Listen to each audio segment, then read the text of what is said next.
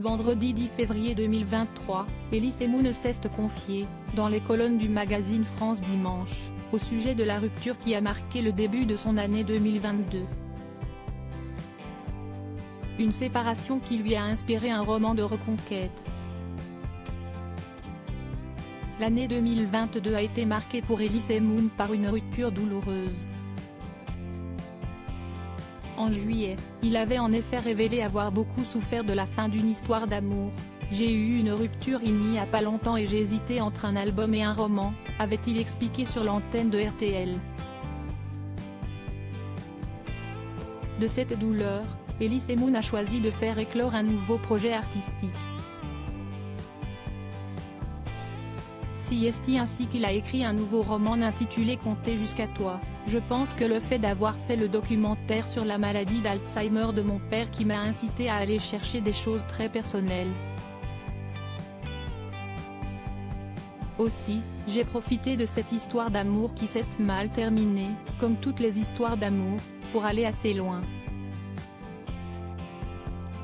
Quelques mois après la sortie de son dernier roman, paru en octobre 2022, Elise Moon révèle en détail comment est né ce projet dans sa tête. Le comédien et auteur a souhaité avant tout dire à son ex-compagne combien il l'a aimée. Je l'ai fait aussi dans un but de reconquête, a-t-il avoué dans un entretien accordé à France Dimanche, vendredi 10 février 2023. Malheureusement, la jeune femme n'y a pas été sensible, ça n'a pas marché. Elise Moon encore marquée par sa rupture. Pourtant, Elise Moon avait tenté de faire passer un message à travers son livre « Je ne me suis pas donné le beau rôle. Elle me traite d'égoïste, de type qui ne l'écoute pas. » Si est-ce très cash, d'autant que je parle aussi de son point de vue à elle. De cette rupture, Elise Moon garde encore des cicatrices. Si est encore très frais car je me suis fait larguer il y a un an.